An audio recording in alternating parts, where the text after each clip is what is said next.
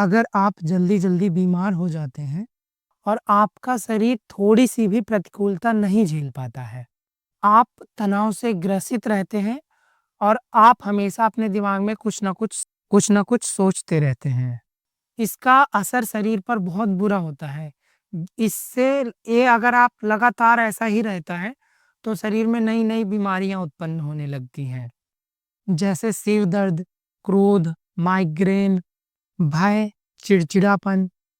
इन सभी समस्याओं को अगर आप बिना दवाई के ठीक करना चाहते हैं, तो आपको भ्रामरी प्राणायाम करना पड़ेगा।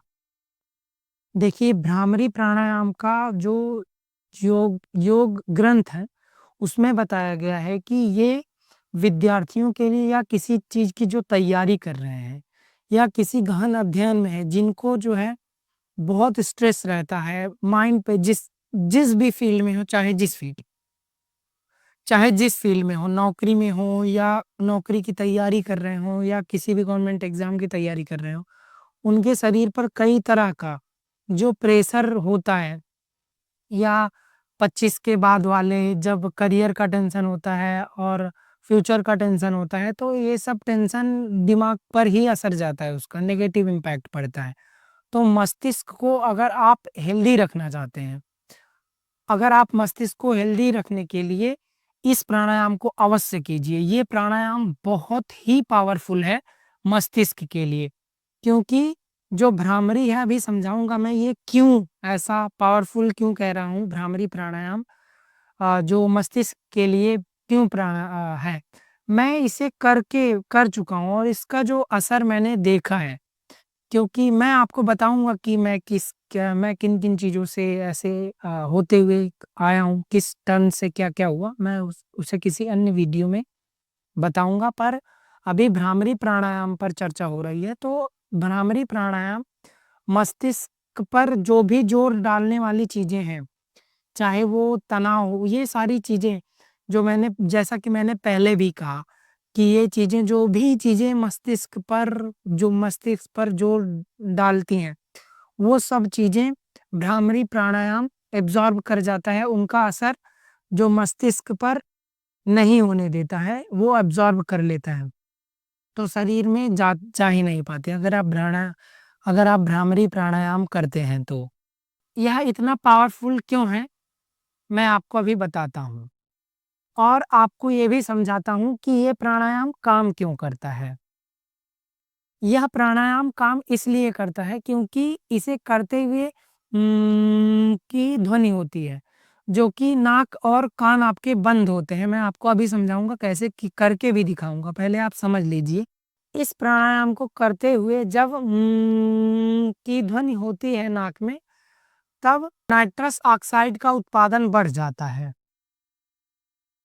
नाइट्रस ऑक्साइड एक वाहिका प्रसारक है, जो नलिकाओं को फैलाता है। इससे ब्लड सर्कुलेशन सुधरता है। इस प्राणायाम को करते हुए जब की ध्वनि होती है, तब मस्तिष्क में अल्फा किरणों का उत्पादन बढ़ जाता है, जो कि आराम, रचनात्मकता और एकाग्रता के लिए जरूरी है। इस प्राणायाम को करते हुए हमारे मस्तिष्क के फ्रंटल कॉर्टेक्स में एक्टिविटी होती है, जो कि हमारे मूड को स्थिर रखने में सहायक होता है। ये तो हो गए भ्रामरी प्राणायाम करने के फायदे। अब समझ लीजिए कि भ्रामरी प्राणायाम कैसे किया जाता है। आप सबसे पहले किसी भी आसन में बैठ जाइए। अगर आपको नहीं पता कि प्राणायाम करते हुए किन-किन आसनों का प्रयोग किया जाता है, तो इस वीडियो को देख लीजिए जो आपके स्क्रीन पर आ रही है, इस चैनल पर उपस्थित है। इससे आपको पता चल जाएगा कि किसी भी प्राणायाम को करने के लिए कैसे बैठा जाता है और कितने प्रकार से बैठा जा सकता है। बैठ अभी मैं सुखासन में बैठा हूँ, तो सुखासन में बैठ जाइए आप।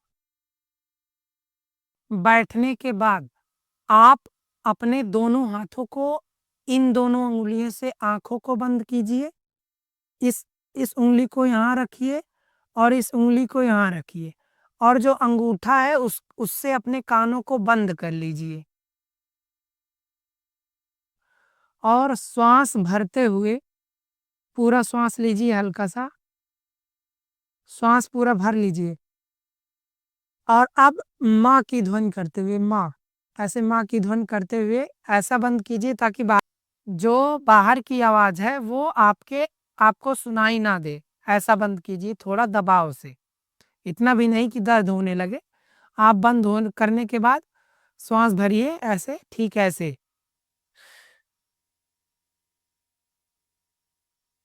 आपने श्वास भर लिया, अब इसे माँ की ध्वनि करते हुए छोड़ना है।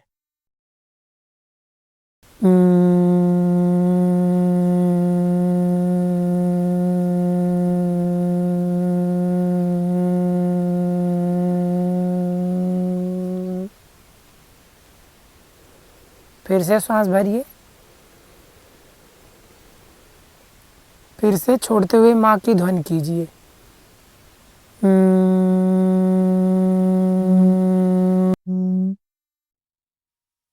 ऐसे ही यही प्रक्रिया आपको जब तक आपकी जब तक आपका सामर्थ्य हो अपने शरीर के हिसाब से यही प्रक्रिया करिए। देखिए, यह प्राणायाम अगर आप करते हैं तो आपके मस्तिष्क में जितने भी ये समझ लीजिए कि ये प्राणायाम मस्तिष्क की सफाई करने में बहुत लाभ पहुँचाता है। मतलब मस्तिष्क पे जो भी हमारे जो भी मतलब जो भी चीज़ें आती हैं बाहरी, वो मस्तिष्क को बचाने के लिए अगर आप भ्रामरी करते हैं तो इससे ये समझ लीजिए रक्षा कवच है हमारे मस्तिष्क का। उस फ़ेज़ में लाइफ़ के अगर आप उस फ़ेज़ में हैं जहाँ पे कोई किसी न किसी चीज़ की तैयारी कर रहे हैं, एग्ज़ाम की तैयारी कर रहे हैं, आपको प्रेशर है कई चीज़ों का, तो उस समय नेगेटिविटी हमारे शरीर में हमारा सिचुएशन ऐसा होता है कि हम नेगेटिव रहते हैं और जो है कई ओवरथिंकिंग होती रहती है और कई कई चीज़ें जो है हर तरह का टेंशन रहता है, तनाव रहता है, दबाव रहता है। तो इससे इससे अगर आपको अपने मस्तिष्क को बचाना है, तो आप इस प्राणायाम को अवश्य करें। और अगर आप इस वीडियो को अभी तक देख रहे हैं, तो वीडियो को लाइक कर दीजिए क्योंकि वीडियो बनाने में मेहनत लगती है। और चैनल को सब्सक्राइब रखिए क्योंकि स्वास्थ्य से संबंधित जानकारियाँ मैं इस चैनल पर लाता रहूँगा, जिससे आपको बहुत फ़ायदा होता रहेगा। ऐसी वीडियोज़ आपको मिलती रहेंगी। तो चैनल को सब्सक्राइब करके बेल आइकन प्रेस रखिए ताकि आपको वीडियो मिलती रहे। अगला प्राणायाम है उद्गीत, जो प्राणायाम की श्रेणी में अगला नंबर आता है इसका। तो ये वीडियो अवश्य देखें, वीडियो ये रही।